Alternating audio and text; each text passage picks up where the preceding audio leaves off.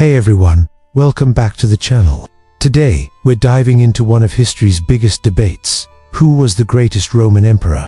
It's a question that sparks endless discussion, and two names always rise to the top: Augustus and Marcus Aurelius. On one hand, you have the architect of the Roman Empire itself, the man who ended a century of civil war and ushered in an unprecedented era of peace. On the other, you have the philosopher King, the Stoic leader who faced immense pressure with wisdom and integrity. It's the ultimate showdown, the founder versus the philosopher, the builder versus the bastion. So, who truly deserves the title of greatest? To figure this out, we need to look at their reigns, their challenges, and their lasting legacies. Let's start at the very beginning, with the man who transformed Rome from a republic into an empire, Augustus. Born Gaius Octavius, Augustus's rise to power is nothing short of legendary. He was the grandnephew and adopted son of Julius Caesar. After Caesar's assassination, Rome was plunged into chaos. A power vacuum emerged, and a brutal civil war erupted. But from this turmoil, a young, ambitious Octavian emerged. He wasn't a military genius like his great-uncle, but he was a master politician and a brilliant strategist. Alongside Mark Antony and Lepidus, he formed the Second Triumvirate, hunting down Caesar's assassins. But this alliance was always temporary. Inevitably, it fractured, leading to a final, epic confrontation with Mark Antony and Cleopatra at the Battle of Actium. Octavian's victory was total. He returned to Rome not as a conqueror demanding a crown, but as a restorer of the Republic. Or at least, that's how he framed it.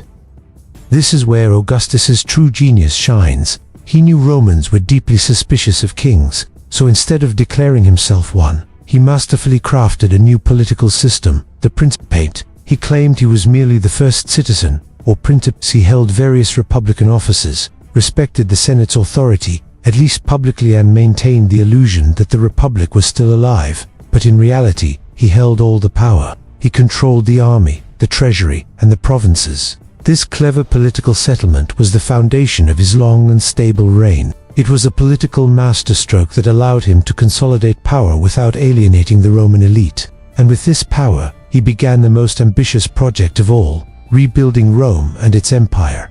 The century before Augustus had been marked by constant warfare, political instability, and economic ruin. Augustus changed everything. He initiated the Pax Romana, the Roman peace, a period of relative tranquility that would last for 2 centuries. This wasn't just the absence of war. It was a comprehensive program of reform. He professionalized the army, creating a standing force loyal to the emperor, not to individual generals. This ended the cycle of warlords tearing the state apart. He secured the empire's borders, sometimes through diplomacy, sometimes through military campaigns, establishing stable frontiers along the Rhine and Danube rivers. He launched massive public works projects, famously boasting that he found Rome a city of brick and left it a city of marble. He built temples, aqueducts, roads, and public buildings, transforming the capital and improving life for its citizens. Augustus also reformed the legal and financial systems. He created a more efficient tax system, established a state-run courier service, and even created a police and fire brigade for the city of Rome. His social legislation aimed to restore traditional Roman values, encouraging marriage and childbirth among the elite. For over 40 years, Augustus ruled, providing stability and prosperity that Rome hadn't seen in generations. His reign was so transformative that when he died, the Senate officially deified him.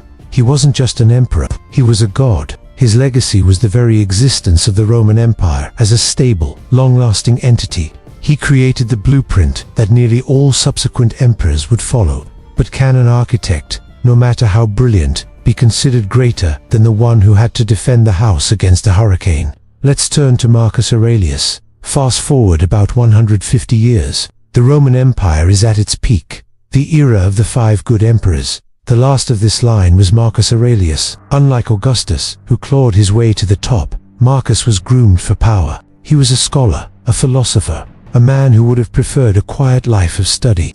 He was a devout follower of Stoicism, a philosophy emphasizing duty, reason, and self-control. His personal writings, known to us as the Meditations, give us an incredible, intimate look into the mind of a man grappling with the immense burdens of power. He never wanted to be emperor. But when duty called, he answered, and the challenges he faced were monumental, perhaps even greater than those Augustus had to overcome. While Augustus had the luxury of building in a time of relative peace he had created, Marcus Aurelius inherited an empire under siege. His reign was defined by near-constant crisis. Almost immediately, the Parthian Empire in the east launched a major invasion. Marcus and his co-emperor, Lucius Verus, had to wage a difficult and costly war to push them back. The returning Roman legions brought with them something far more devastating than any army: the Antonine Plague. This was likely a smallpox or measles outbreak, and it was catastrophic. It's estimated that it killed up to a quarter of the empire's population, devastating the economy, crippling the military, and shaking the very foundations of Roman society. Imagine trying to govern while millions are dying and your state is collapsing around you. As if a plague and a war in the east weren't enough, the northern frontiers exploded. Germanic tribes, including the Marcomanni and Quadi, crossed the Danube River, pouring into Roman territory and even threatening Italy itself. This triggered the Marcomannic Wars, a brutal, grueling conflict that would consume the last 14 years of Marcus Aurelius's life. He spent years on the battlefield, not in a comfortable palace in Rome. He wasn't a natural general like Caesar, but he was dutiful and competent. He sold his own imperial possessions to fund the war effort, showing solidarity with his people. Through it all, he governed with a sense of justice and humanity. He was known for his legal reforms, which showed particular concern for the vulnerable, like slaves and orphans. He was the embodiment of the Platonic ideal, the Philosopher King. So, let's bring it all together. How do we compare these two titans? Augustus's legacy is structural. He created the system. Without him, there's no Roman Empire as we know it. He brought peace after a century of chaos and laid the groundwork for 200 years of prosperity. His impact is monumental, undeniable, and long-lasting. He was a political genius who fundamentally reshaped the Roman world. His achievement was the creation and stabilization of the entire imperial structure. Marcus Aurelius's legacy is one of resilience and moral character. He didn't build a new system. He defended the existing one against overwhelming odds. He faced plague, economic collapse, and relentless invasions. Any one of these could have broken the empire, but he held it together through sheer force of will and a profound sense of duty.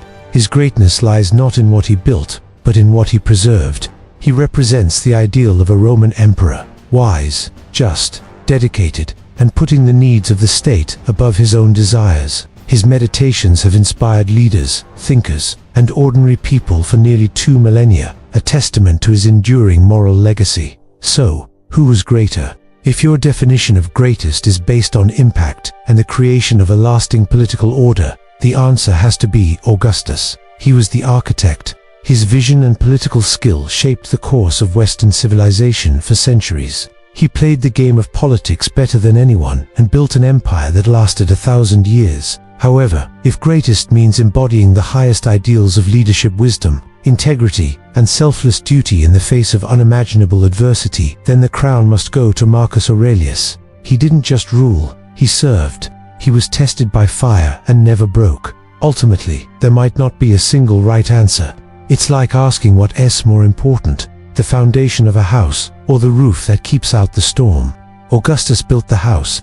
Marcus Aurelius kept it standing through the worst storm it had ever seen. Perhaps the truest measure of the Roman Empire's success is that it was capable of producing both, the visionary founder and the stoic defender. Each was the emperor their time required. What do you think? Was it the political architect Augustus or the philosopher king Marcus Aurelius? Let me know your choice and your reasons down in the comments below. I'd love to hear your take on this epic historical debate. Thanks for watching, and if you enjoyed this journey through Roman history, don't forget to like, subscribe, and hit that notification bell for more. See you next time.